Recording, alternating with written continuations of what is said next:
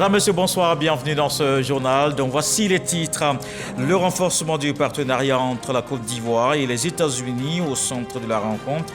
Le vice-président de la République et la secrétaire d'État adjointe aux affaires africaines des États-Unis, Thiemoko Melie Kone, l'a reçu ce jeudi au palais de la présidence. Ils ont aussi parlé des défis à relever dans la sous-région ouest-africaine. Deux régimes juridiques vont traiter la non-présence d'une personne et des décisions de justice afférentes. Le projet de loi relatif à l'absence et à la disparition adopté à l'Assemblée nationale, le ministre de la Justice et des Droits de l'Homme, Samson Kambili, était face aux députés de la Commission des Affaires générales et institutionnelles. Il s'est dégagé un excédent de 60 milliards de francs CFA en 2021. L'efficience et la transparence, les attentes du gouvernement dans la gestion du secteur parapublic, près d'une dizaine d'entreprises publiques distinguées ce mercredi. Ces prix permettent de renforcer les principes de gouvernance. La délégation de la CEDEAO attendue à Bamako est reportée de 48 heures. C'était la demande du gouvernement malien de transition. Les présidents du Togo, du Ghana et de la Gambie vont intervenir pour la libération des 46 militaires ivoiriens toujours détenus à Bamako. Le vice-président de la République, Thiemoko Melie Kone, a reçu le secrétaire d'État adjoint aux affaires africaines des États-Unis au centre des échanges, le partenariat entre les deux pays face aux défis à relever dans la sous-région. Jérôme Kofi Yabolin. Palais présidentiel de la République de Côte d'Ivoire, commune du Plateau, dans le district autonome d'Abidjan ce jeudi. La personnalité étrangère qui y est présente aux environs de 12 heures en vue d'une rencontre avec le vice-président de la République, Thiemoko Melie Kone, est américaine. Il s'agit de la secrétaire d'État adjointe des États-Unis en charge des affaires africaines. Des nombreux sujets abordés à l'occasion de cette rencontre, on retient celui portant sur le partenariat entre la Côte d'Ivoire et les États-Unis pour le développement, tant au niveau intérieur qu'au niveau de la sous-région. J'aimerais remercier le vice-président de m'avoir reçu. J'ai eu l'opportunité d'exprimer mon admiration pour le leadership de la Côte d'Ivoire dans la région. Ainsi, j'ai aussi eu l'opportunité d'évoquer l'importance de notre partenariat afin de résoudre ensemble les défis auxquels la sous-région est confrontée. Évoquant par ailleurs les relations entre la Côte d'Ivoire et les États-Unis, l'hôte du vice-président ivoirien indique que ces relations se portent très bien et de façon tout à fait exemplaire. Et la secrétaire d'État adjointe aux affaires africaines des États-Unis était aussi chez la ministre d'État Kandia Camara. Plusieurs sujets évoqués. Elles ont parlé des questions liées à l'économie, la formation et la sécurité. Sur ces questions, Kandia Camara a appelé au renforcement du soutien de l'administration Biden. La ministre des Affaires étrangères se réjouit de l'excellence des relations diplomatiques entre les deux pays. Une séance de travail ce mercredi entre le ministère de l'Agriculture, le ministre de l'Agriculture et son collègue de la promotion de la jeunesse, Kobena Kwasi Adjoumani et Mamadou Touré veulent créer les opportunités d'insertion professionnelle dans le secteur agricole. La rencontre a permis d'évoquer quelques solutions à mettre en œuvre. Lansine Bakayoko. Le secteur agricole, une niche d'emploi encore sous-exploitée par les jeunes. Mamadou Touré, en charge de la promotion de la jeunesse, de l'insertion professionnelle et du service civique, qui a initié divers projets dans ce domaine, est donc venu échanger avec son collègue de l'agriculture et du développement rural à l'effet de mettre en place un cadre de collaboration fructueux. Une chose est de mettre en place donc les financements, une autre chose aussi d'avoir des structures techniques compétentes pour encadrer donc ces jeunes sur le terrain. Donc nous verrons ensemble, au-delà donc des formations académiques classiques, des formations de courte durée qui pourraient s'adresser à des jeunes qui pourraient donc par ce biais donc avoir des initiations dans le secteur agricole.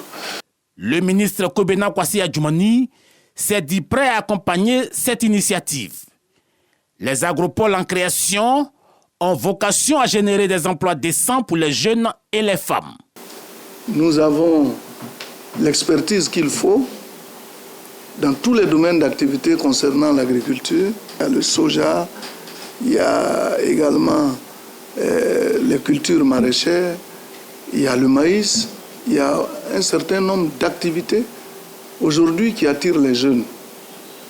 Et nous avons une agence d'encadrement sur le terrain telle que la NADER qui joue un rôle important. Donc pourvu que nous puissions nous asseoir, faire des conventions pour mieux appréhender les choses et soutenir efficacement l'action que vous faites sur le terrain.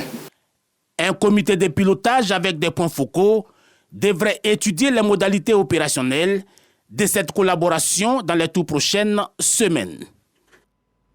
Et il s'est ouvert ce jeudi la 2e édition du Salon des collectivités, un rendez-vous pour réfléchir et apporter des solutions aux difficultés de ces entités. Les participants veulent repenser la gestion de ces territoires. Le Royaume du Maroc, pays invité, va partager son expérience avec la Côte d'Ivoire. Développement des territoires, action publique et solutions privées. Thème au cœur de la 2e édition du Salon des collectivités territoriales. Une rencontre qui réunit entités territoriales, bailleurs, chercheurs, experts et sociétés civiles pour réfléchir et apporter les ripostes conséquentes et innovantes dans la prise en charge des besoins des territoires et la gestion des communautés. Une tribune exceptionnelle de partage, des réseautages entre les régions, entre les villes, entre les communes de Côte d'Ivoire et une plateforme pour conjuguer nos efforts, pour créer des synergies afin d'atteindre ce que nous souhaitons tous, l'émergence de nos territoires. Il est venu surtout le temps d'adopter des bonnes pratiques.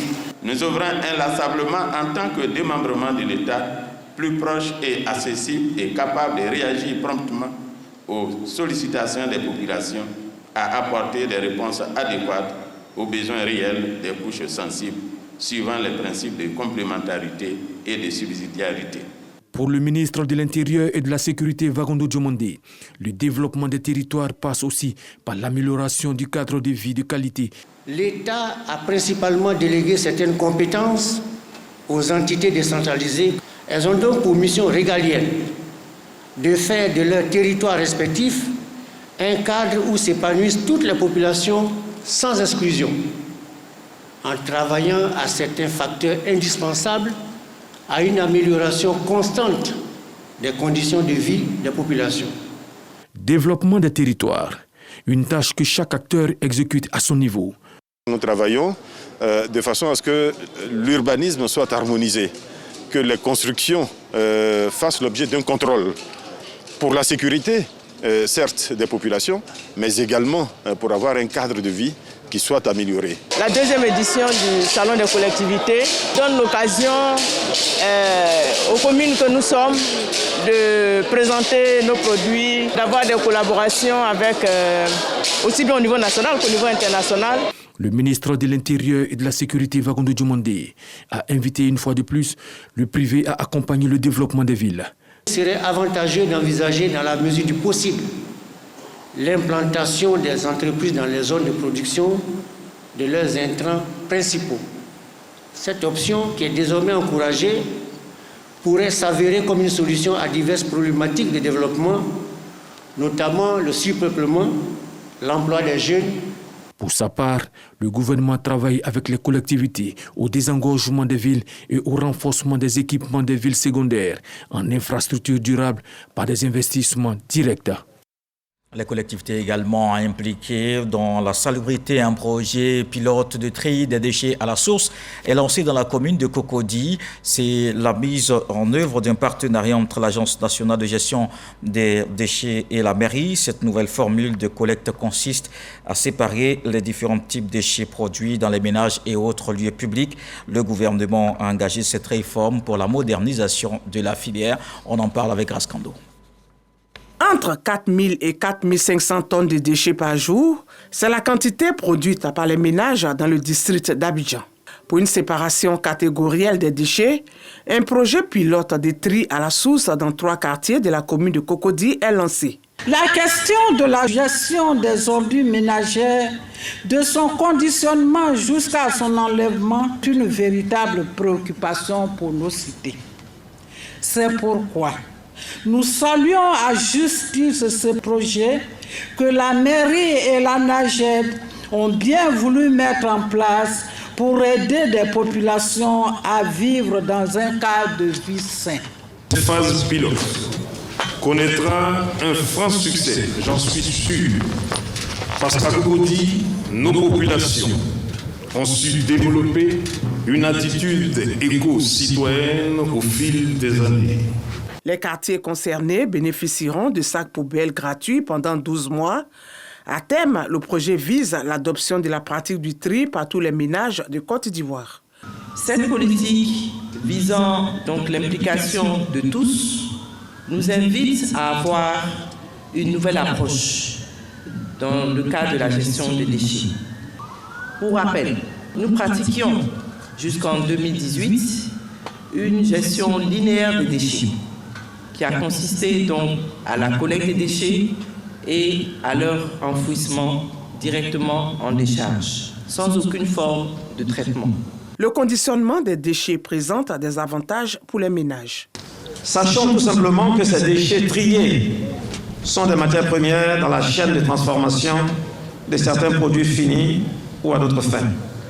Préalablement appelés déchets, ils deviennent donc des matières qui peuvent être réintroduites dans le circuit de consommation. C'est en cela que les activités de tri et de récupération sont une avancée vers l'économie circulaire.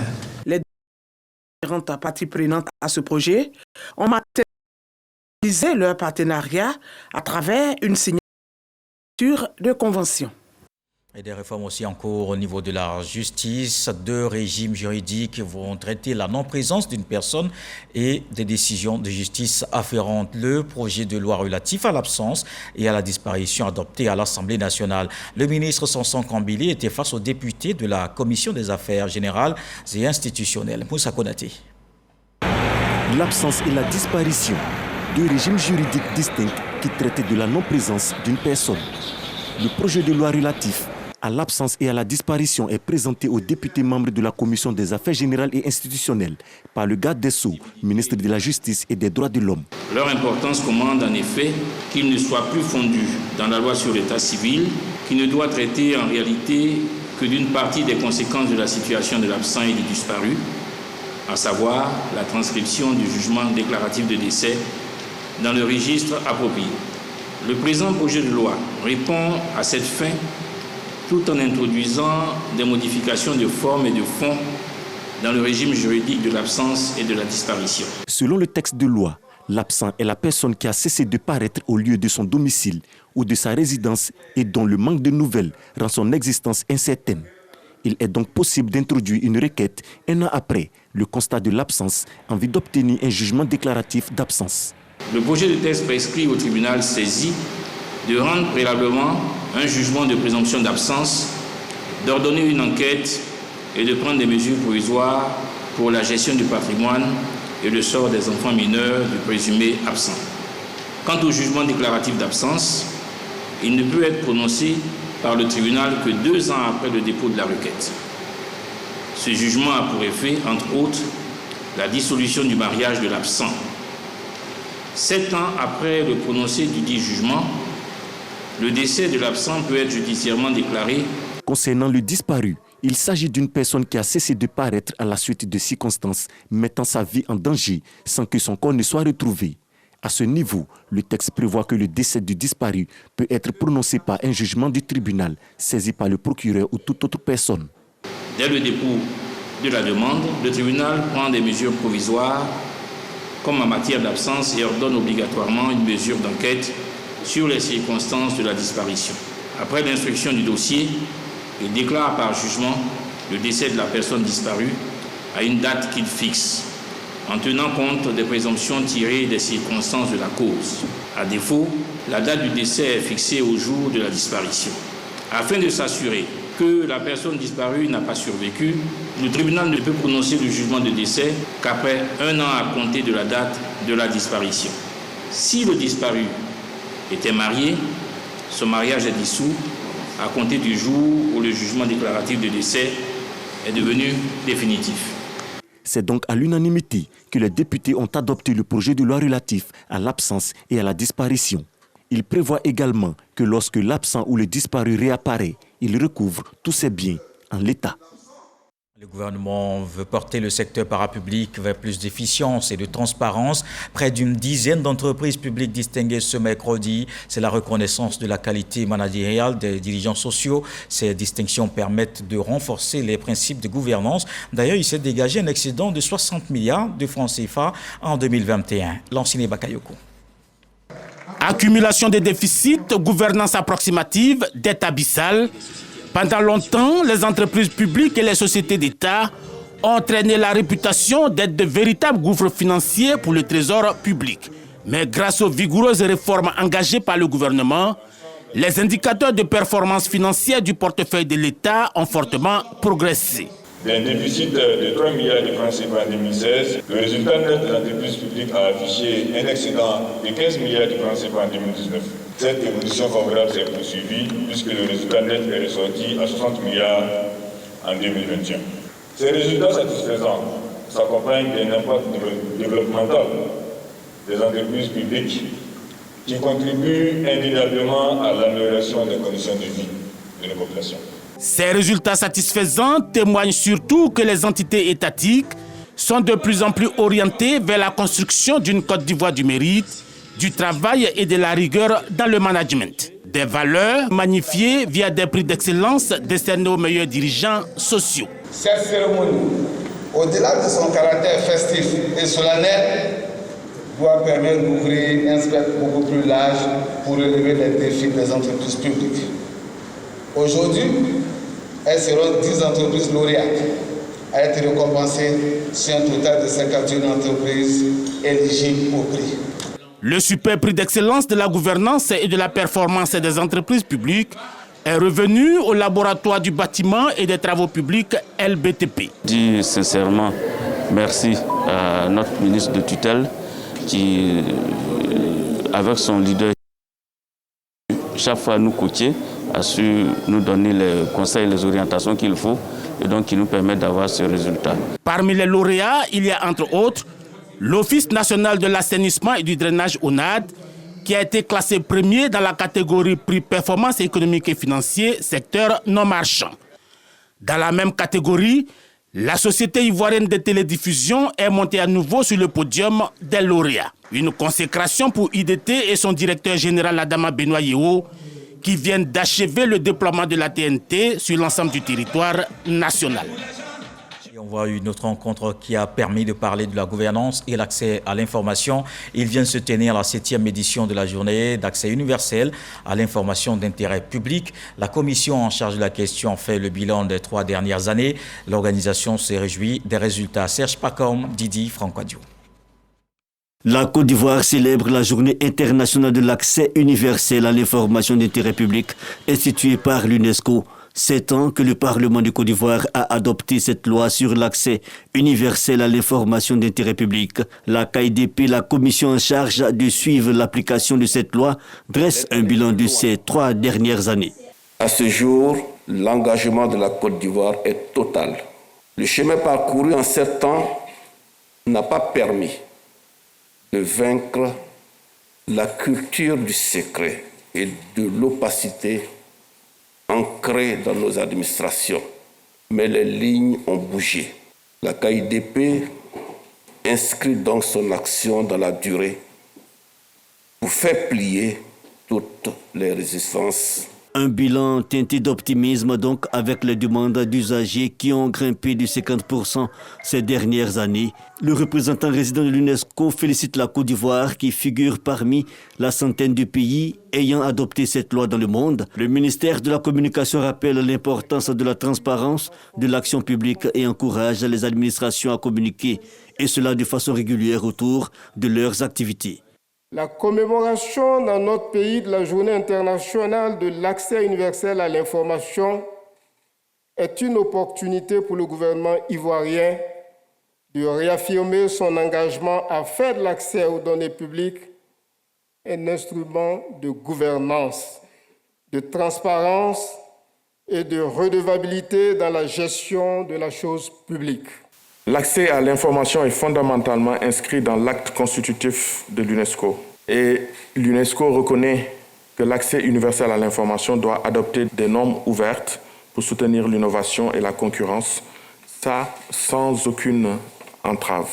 Cette journée de célébration devrait nous permettre de tirer parti des partenariats qui existent dans le but d'une transformation numérique inclusive.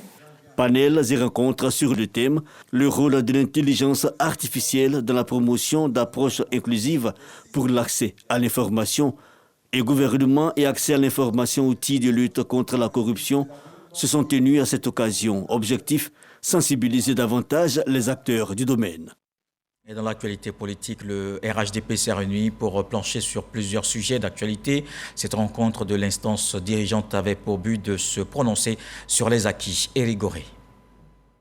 La gestion des affaires de l'État par le président de la République et son leadership continue de convaincre les Ivoiriens.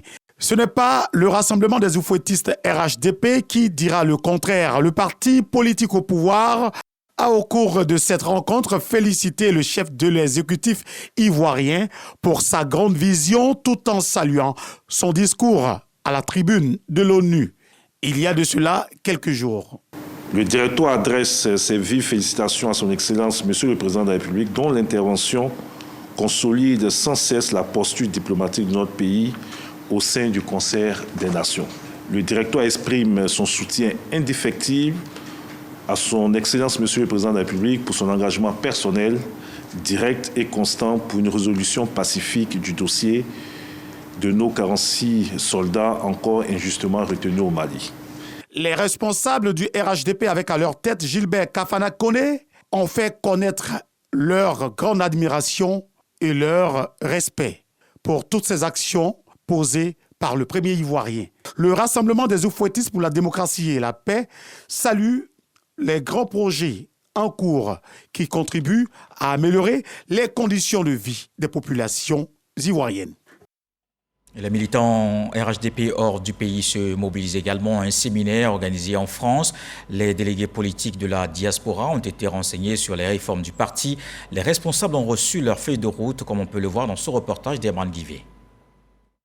Réunis à Paris, la capitale française, à la faveur d'un séminaire, les responsables politiques du Rassemblement des oufouettistes pour la démocratie et la paix, le RHDP de la diaspora, ont eu des échanges avec les responsables du secrétariat national du RHDP en charge des militants de l'extérieur. Au centre de ces échanges, l'avis du parti, de nouvelles orientations et indications en rapport avec son évolution.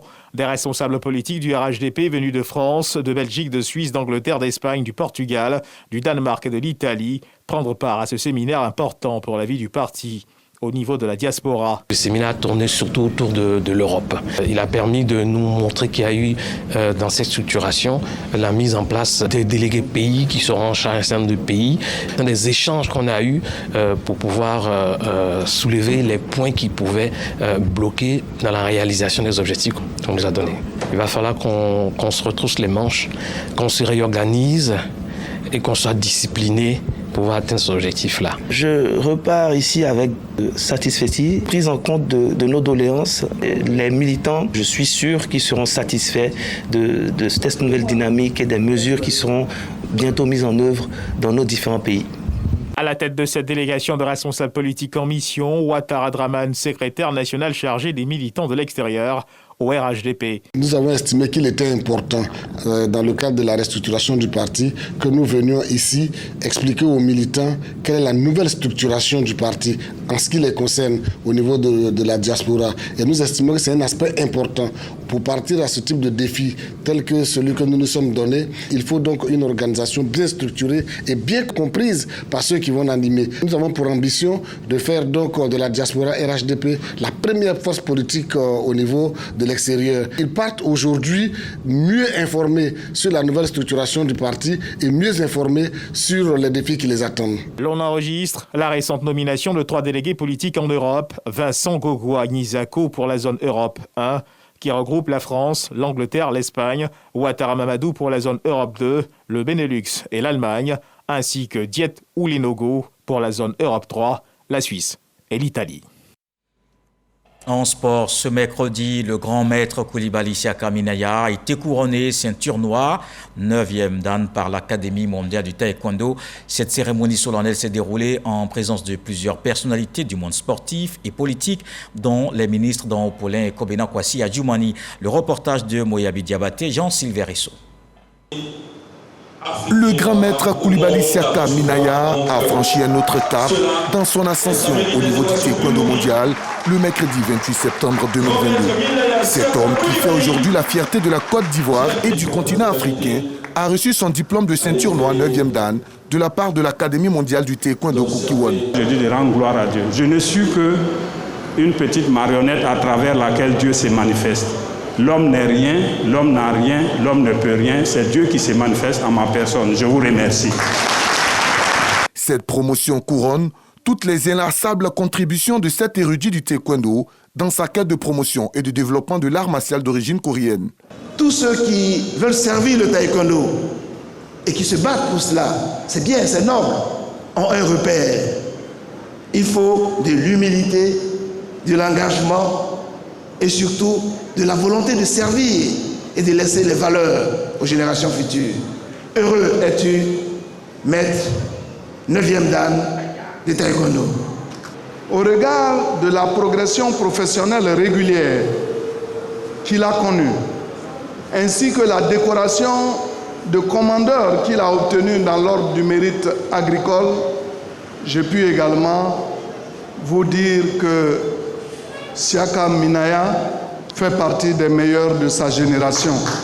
Le grand maître Coulibaly Siaka Minaya est ainsi le premier Africain à bénéficier d'une telle reconnaissance venant de la haute sphère du Kukiwon, dirigé par le grand maître Kim Young-tae, ceinture noire 9e dan, précurseur du taekwondo en Côte d'Ivoire. Et une autre discipline sportive, le Bandama Handball Club, sacré vainqueur à l'issue du championnat national féminin 2022. De retour à Tiasalé où le club est implanté, les joueuses ont été accueillies en fanfare par les populations. Elles ont présenté les trophées au préfet du département, Franck Wadio. Tiasalé, région de l'Agnébi-Tiassa. La population mobilisée pour accueillir ces héroïnes. Ce sont elles, les vainqueurs du championnat du handball 2022 de Côte d'Ivoire. Les joueuses du Bandama Handball Club ont réussi à se hisser en tête du classement national après 6 mois de rude compétition. De retour au Bercail, elles s'offrent une parade en ville et brandissent avec fierté leur trophée. Après cette étape, c'est le préfet de Tiasalé qui a le bonheur de recevoir le sésame. L'occasion est toute trouvée pour le président du club, Alpha Sanogo, de traduire sa gratitude au préfet pour ses actions en faveur de la jeunesse. En novembre prochain, les champions de Côte d'Ivoire participeront à la Coupe d'Afrique de handball, une compétition de haut niveau pour laquelle le coach Zamora Eouman sollicite le soutien des populations. Ses filles et lui se donnent pour challenge y décrocher une médaille. Face à cette ambition, le préfet Vakabakone leur réitère son soutien. Créé en 2013, le Bandama Handball Club se positionne aujourd'hui comme l'un des leaders du handball dans le pays avec 3 titres de championnat national obtenus, notamment en 2016, 2018 et 2022. Un mot de culture dans ce journal avec le Gbagba Festival, un rendez-vous culturel qui fait la promotion de la culture BT et qui prône la paix et le vivre ensemble. Voyons quelques temps forts avec Jean-Marc Diadji. C'est par une procession dans la ville de Gagnoa que débute la 2e édition du Gbagba Festival. Les communautés BT venues de Daloa, Soubré, Issia ou Ragayo n'ont pas voulu se faire compter cet événement. Gbagba tonnerre en langue BT, met en lumière les us et coutumes du peuple BT. Le Gbagba Festival est une occasion pour renouveler notre engagement pour la promotion de la culture locale. Si nous travaillons tous ensemble, nous pouvons en faire un grand festival et surtout faire de Gagnoa une ville carrefour et incontournable en marché culturel. Tout ce qui concourt à la promotion de notre district, à la promotion de notre région, à la promotion de notre département, les chefs traditionnels de Gagnoa seront toujours présents. Grand moment de réjouissance à travers des danses de la région. Foire commerciale, concours culinaire pour valoriser des mets typiques au peuple BT.